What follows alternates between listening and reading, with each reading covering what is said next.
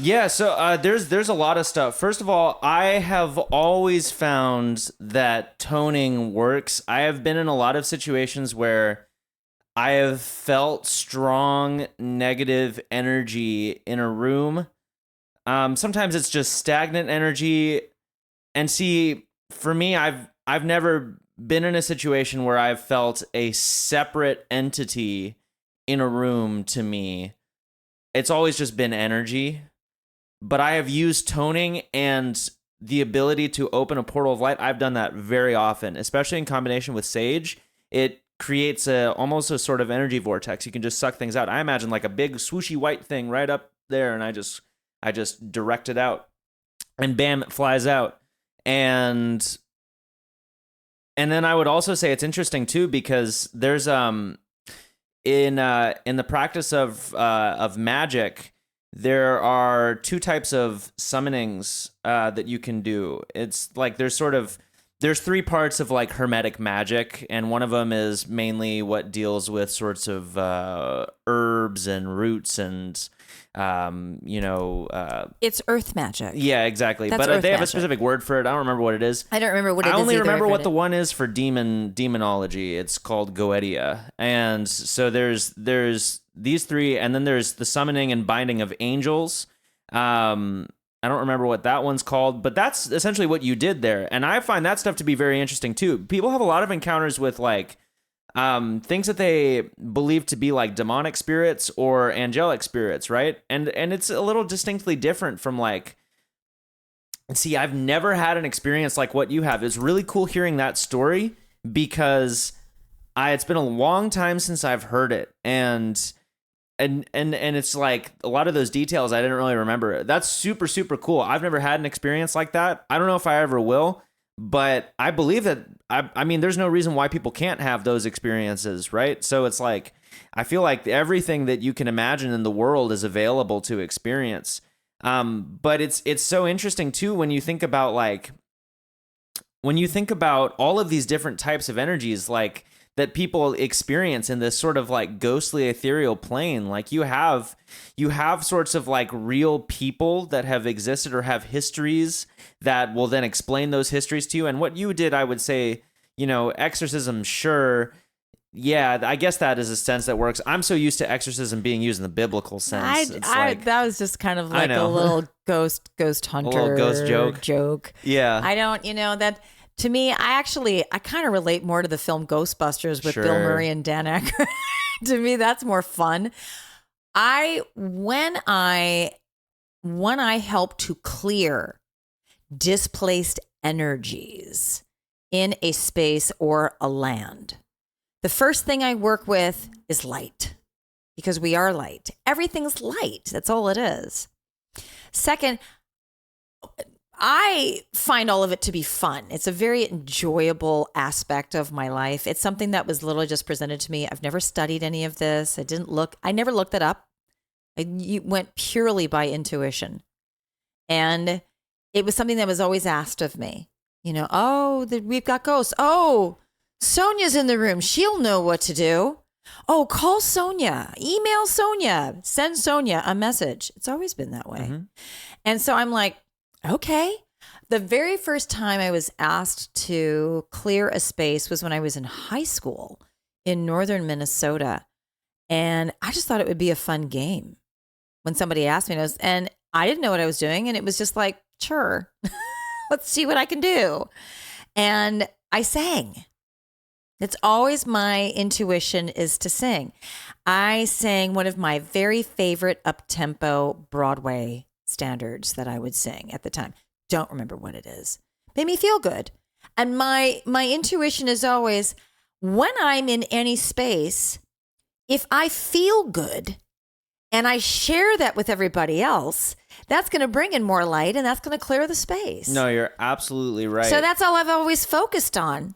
So crystals are very helpful because they hold fractals of light. They hold knowledge. Definitely important to bring in your herbs. Sage, cedar wood, those are really juniper. Your trees, the trees are grounders and clearers. trees are calmers. So having their oils. I also now, I mean, for years now, more than a decade, I've been clearing spaces in people's homes and professional buildings with the high sesquiterpene essential oils, frankincense, sandalwood, rose, helichrysum. They work. They totally work because they hold a very high tone, and you want that higher frequency.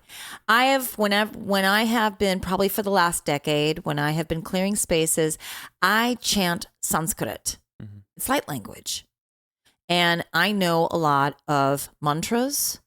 So I will chant usually the Om Namah Shivaya or the peace mantra, Loka Samista Sukhino Bhavantu, which is may all beings be happy, may all beings be peaceful, may all beings be free. I always bring in something that's going to bring joy, that's going to start circulating. You also need to bring circulation into a space when you're clearing it. Always call in the angelics. I always call in the 4 directions archangels, Uriel, Raphael, Michael, and Gabriel, because they help bring whatever displaced spirits into the direction where they need to go in order to continue circulating. All spaces need to circulate. Again, I never studied any of this. I never fact checked. So I don't think that you need to. You don't. And this is where, like, it's so interesting to me to think about and study all of this stuff, because let's just take, for example, I mean, your entire ritual there for your cleansing of that space and you're helping that girl to get home. It's pretty much based off of things that intuitively felt right to you. Because it's creating a portal. Because those things felt right, though, there's a certain sense of belief. And this is where I was going to connect. Like, so we have in ancient studies of magic and hermetic practices of magic, like, you know, kind of post-Arabic, but even in ancient Arabia, like, magicians did this, where they would essentially bind jinn to their will. Right? Yes, I've read about that. So if you look into the idea of like what it is to bind spirits to your will, which then evolved to be, once the church really came in and cemented things, then it was binding angels to your will or binding demons to your will, both of which give you different things.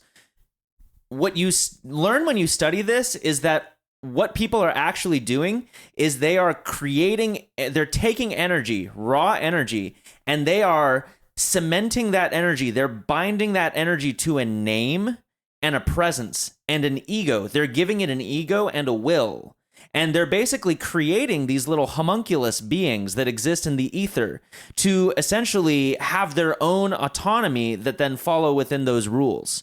So if you want to bind a demon to your will, for example, you got to do there's a complex ritual for every demon. They give you different signs every time. But like all of this stuff evolved through the course of humans believing in it.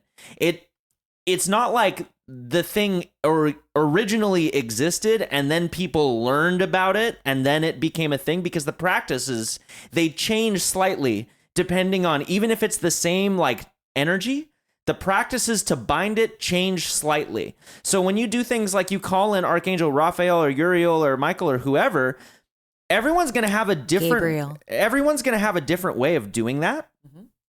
But all the ways of doing it are valid.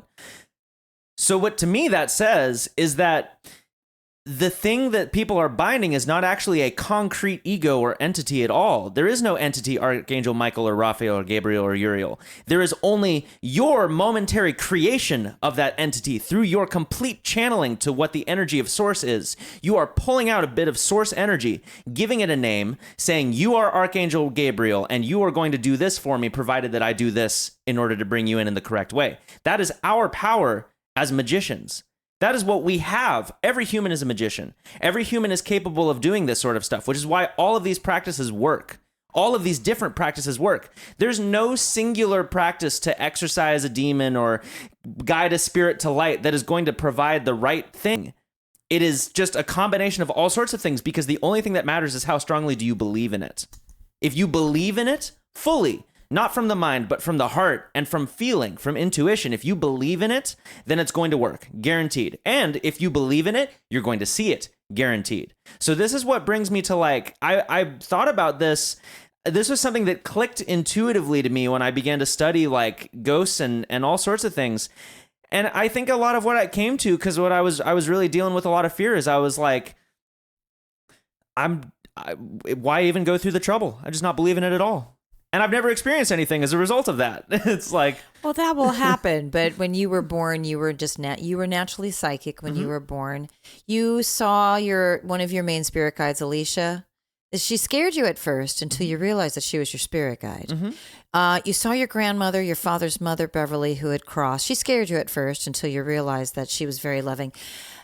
The mind of an infant, toddler, and small child is so huge because the world is new again. And you're coming in, taking in great, massive imprints. And you can see so much in different frequencies. I mean, people talk about, what do infants see? Well, I remember being an infant. I was seeing different frequencies, different dimensions. I could see all kinds of things. I could see that my mom in this life, I could see how many times she'd been my mom. All the way up until I was like a small child. As 7, I could still see how many times she'd been my mom. I could see the conflict and the love that I had with my dad. I could see the love that I had with my sister. I could see the conflict and the love that I had with my brother. I could already see that. So because we see all these things, and because the ego is really coming out in the first 7 years of our life to notice all the difference, because if it didn't, the life wouldn't be fresh. We have to have the ego to really come out and go, oh, look, this is new, and this is new, and this is new, and this is new. Otherwise, we're going to go, oh, this again? Didn't I just do this again and again and again? right. So you were seeing and verbalizing to myself and to your father and to Nana, because we were talking about it in front of Nana, and to my brother, because he was in our life at the time. You were talking to us about what you saw, and you were talking to them because I encouraged you to. You were telling me everything. And I was writing it all down in your little life journal that you have now. I wanted to make sure I documented it because I knew that you would go through a passage of not believing it. And I wanted to make sure that you knew that this is how you started in life. All children, all babies are naturally psychic. It is the natural human state of being to be psychic. We have all of these different arrays of subtle senses. They're normal and natural. That was something that I wanted to foster within you and your siblings. And in our family, we talked about it normally. You all saw spirits. And I let you all know that that was normal and natural, that there was nothing to fear. All 3 of you saw spirits that you feared a bit. I would say Mars was the only one who did not fear That sounds about right. spirits the most. Mars would just come upstairs and say, Great Grandpa Untonen is watching me build Legos.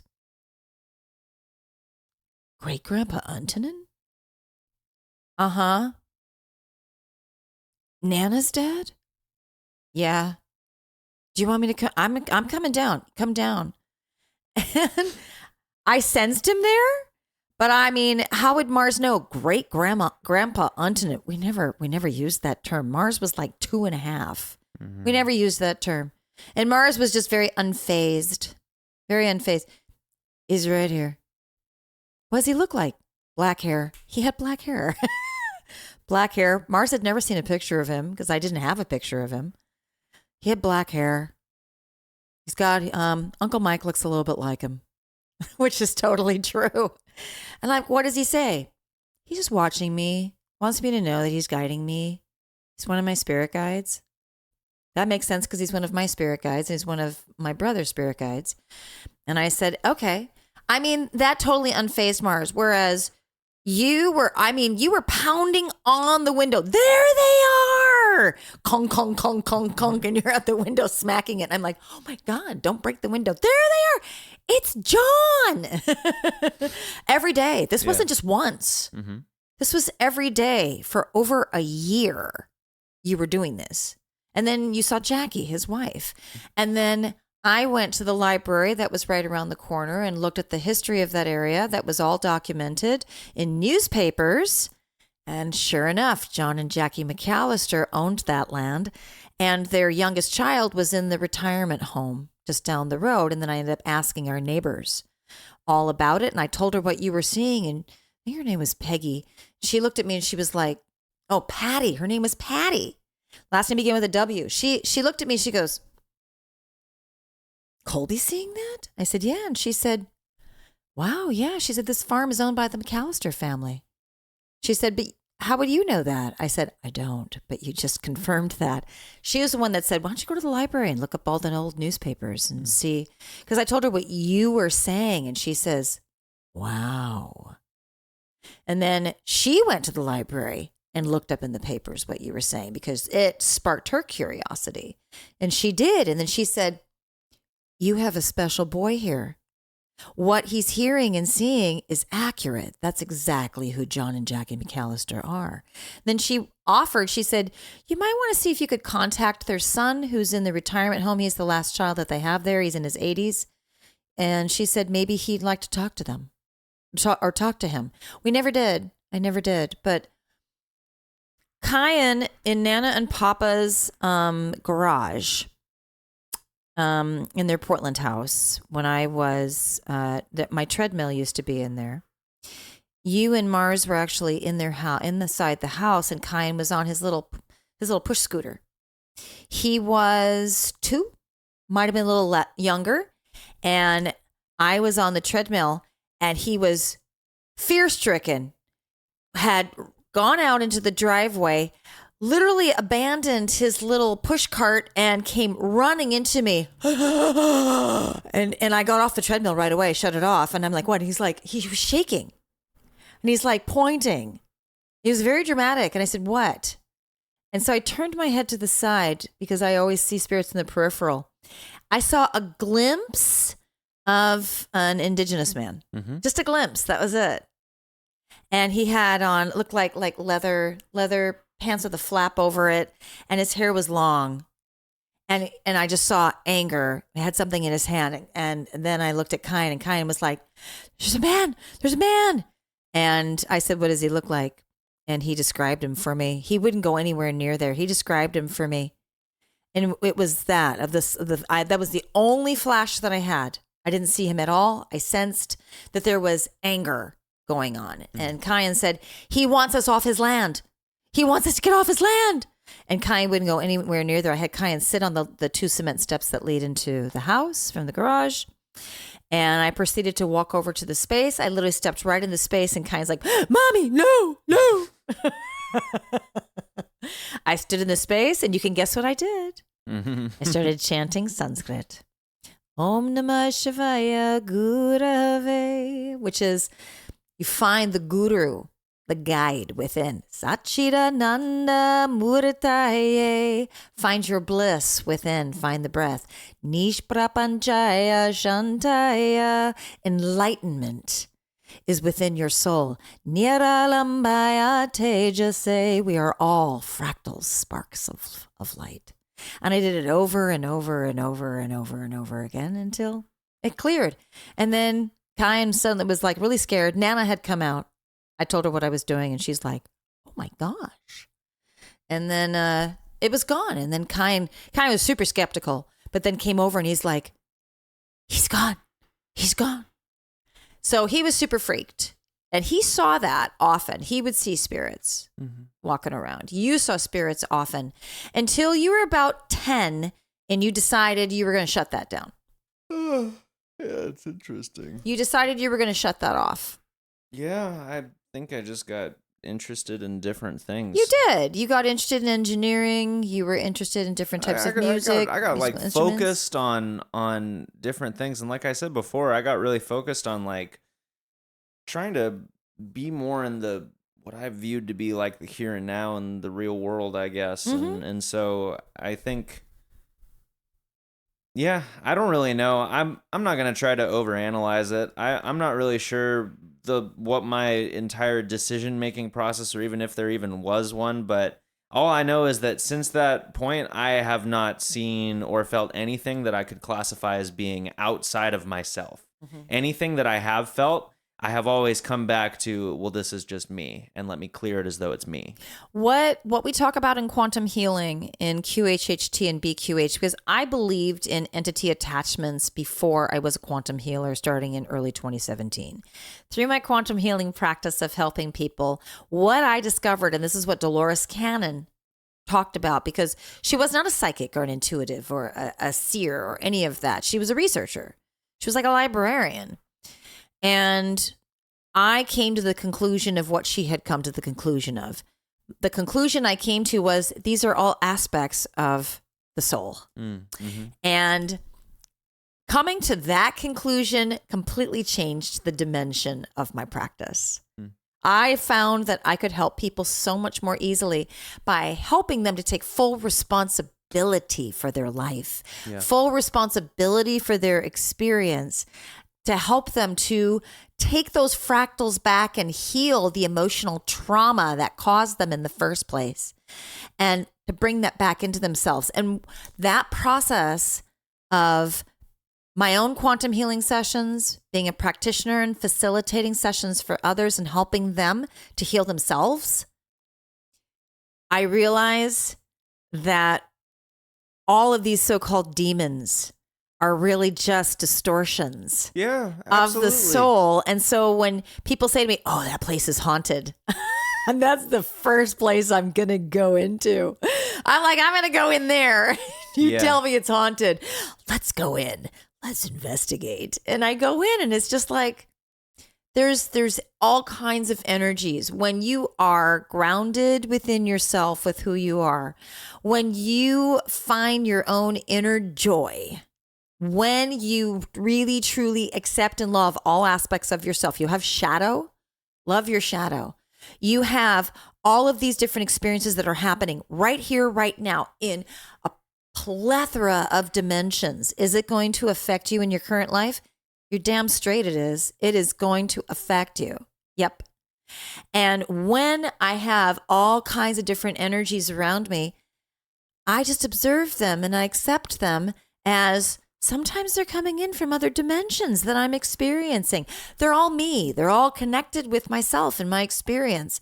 When I am asked to go to somebody's home building location to clear a ghost, a spirit, a poltergeist, whatever, I will only do that on the condition that the person who asked me is also present, has to add their energy and learn how I'm clearing the energy so that they can take that technique, make it their own, and do it themselves from now on.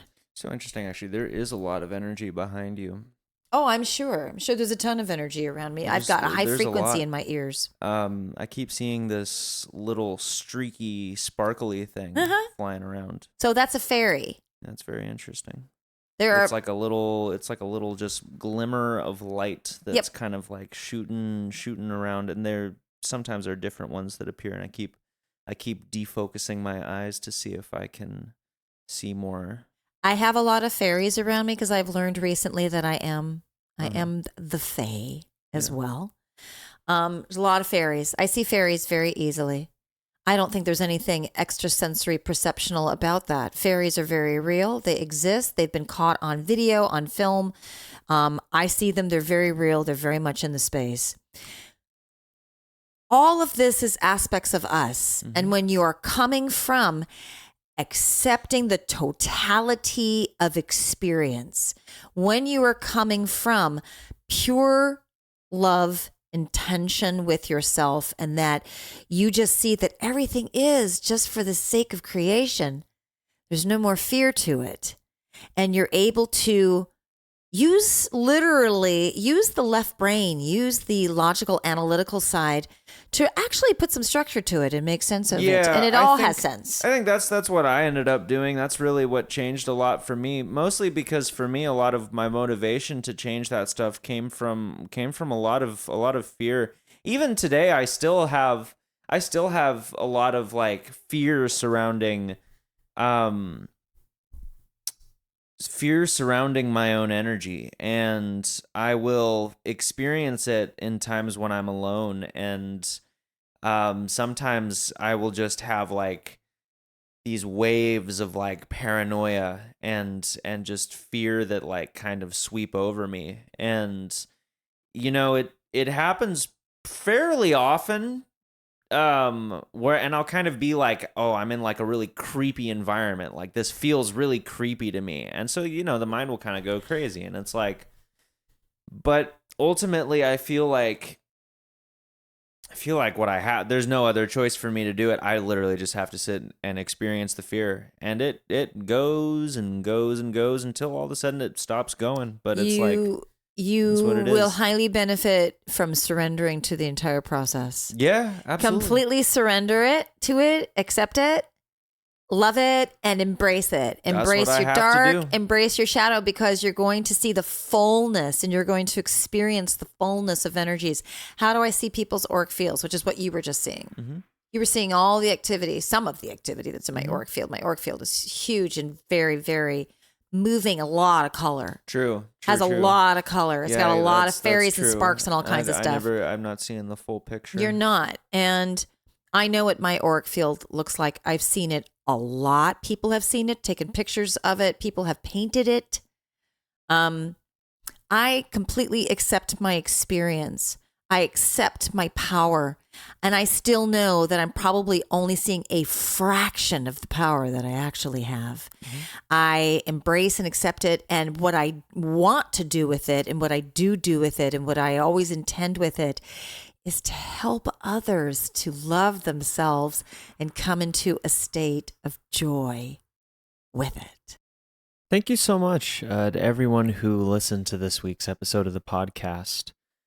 Feel free to check us out on Instagram at One Long Conversation to get some updates on our future episodes, our future content. You can also follow us on Patreon and become a member. We have a lot of interesting and awesome perks and cool ways to connect with us and our community that we're forming there. So go over to Patreon at One Long Conversation, and you'll find us there. We also have these episodes going out on YouTube now. So if you go to YouTube, yet again, at One Long Conversation, you will find video versions of these episodes. So yeah, thank you so much. We'll see you next time.